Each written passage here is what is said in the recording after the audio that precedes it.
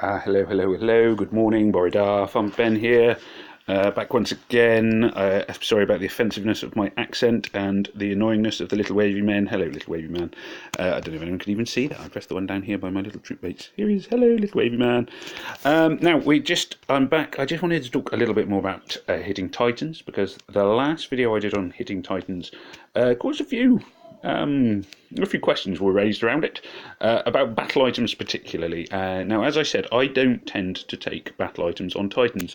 It's not to say that it's wrong, and I mean, there are some I take. I pretty much always take antidotes, but I tend to be thinking about challenge events when I'm using battle items, because I use them a lot on challenge events. Now, the Titan that is up today is a yellow Titan. I always get confused by this one because he's got purple skin, so I think he's purple, but he's actually a yellow one. He's an Emperor Dragon. His special skill is that he will blind me. Now, in terms of sustainability, which is what I'm just going to talk a little bit about with the battle items, some battle items are quite expensive, and I use them in challenge event. And when I say expensive, it doesn't tend to be the food or iron it takes to make them.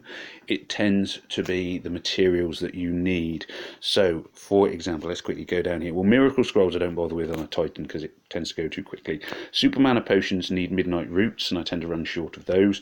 Time Stops, not too bad, but I don't generally use them on Titans. Tornadoes are a good option, but they're very heavy on iron and a couple other resources. Dragon Attacks need hardwood lumber, which I'm forever running out of. Super Healing Potions, yeah, you can go with Healing Potions. I don't often, but sometimes I might take them. Super Antidotes, I just tend to use normal antidotes because they're cheaper.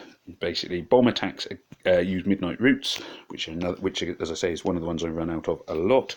Dragon banners, sometimes use a dragon banner, in fairness. I will sometimes use them. Revive scrolls, you're only there for a minute and a half, so I tend to assume if my heroes die, that's it for them, bye-bye, or time to move on.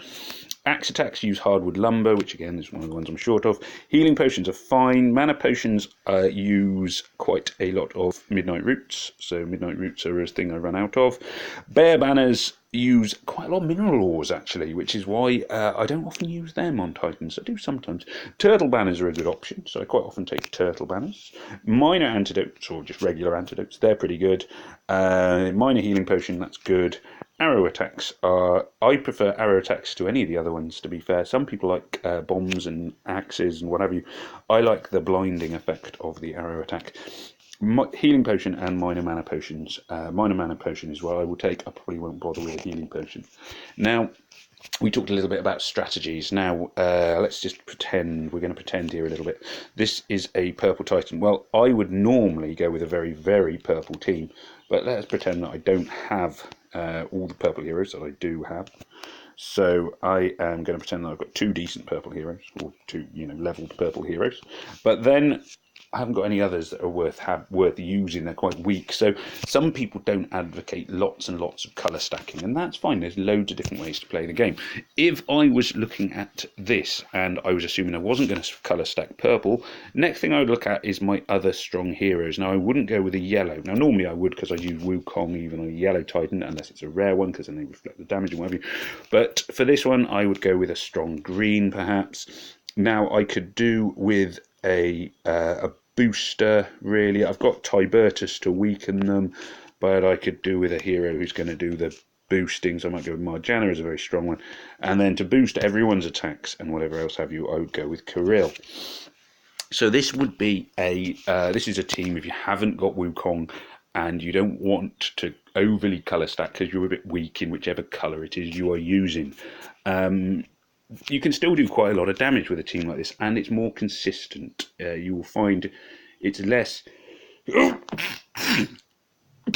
Oh, excuse me. Sorry. It's less all or nothing, which is quite good. Now, I quite often do look at the weak point on the Titan and try and hit it, because it just means that the Titan doesn't get to hit me. So there we go. So I've hit the weak point a few times. Now, talking about battle items, I might fire off some arrows. Well, if the arrows hit it, you can see it's brought up the little eye icon next to the health bar. That means the Titan is more likely to miss. I might go with some bear banners just to up my defense. And then I'll just chuck in a few more attacks. Now the Titan will hit me. You see there, he missed Kirill altogether. So that's the beauty of an arrow attack. That means that Titan attack was obviously just wasted. Kirill's now ready to fire off his attack, so I might go with a green and then boom up there. So you can see I'm sort of developing a reasonable attack. I'm going to hit the weak spot here because I can. It's a nice screen for that.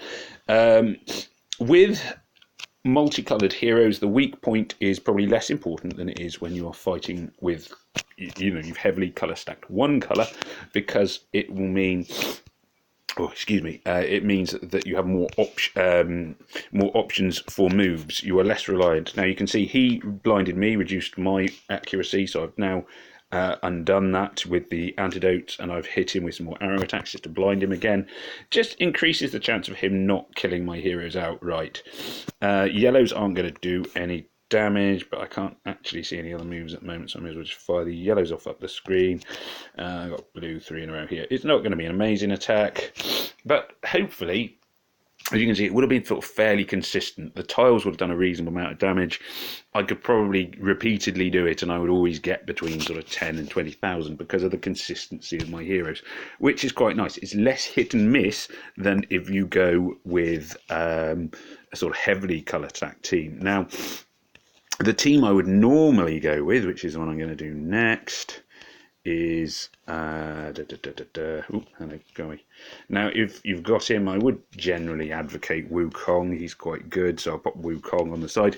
He does a lot of boosting for my other heroes. Now I will go with Demisha, Tibertus as general weakener, and I'll probably go with Sabina as a healer. It's basically 4 purples, 1 yellow. The yellow is only really there to sort of boost everything else. I've got the same battle items because, as I sort of mentioned, they're sustainable. I can keep building those and still have plenty of things that I need for challenge events. Oh, I'm so sorry. Hay fever is kicking in awfully today.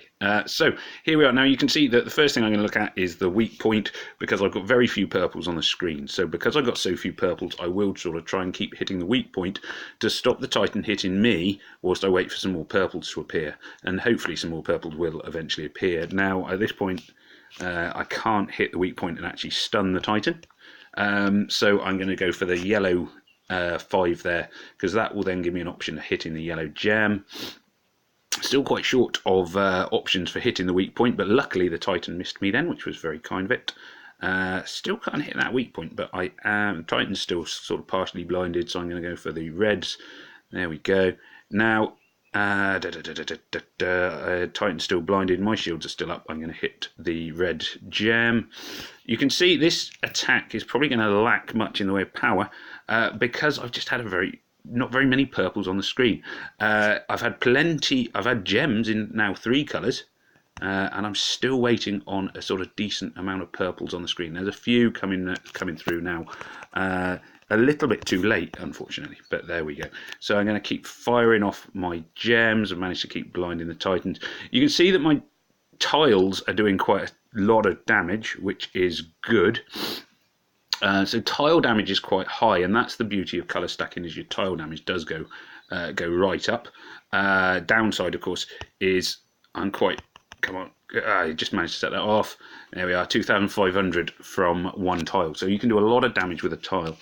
Now, for me, this is the one I find works best. I've played the weak point. My attack is 26,989. Sometimes, if the screen is awful, I would get down to less than 10,000 I've had if it goes really badly wrong, but it can go up to about sort of 50,000, and I find on the whole this averages out quite well for me. Now, the other option, which I haven't sort of explored yet, and it's not one I tend to advocate at all because it's a bit, it's a little bit more all or nothing, is to go for what do you call it? Get rid of Wukong and just go for 5 of 1 colour. Now, if you're doing this, you want them all to be reasonably strong. The tile damage will be very high, and there won't be any misses because I haven't got Wu, because the downside with Wu is he decreases your accuracy, although your power goes through the roof.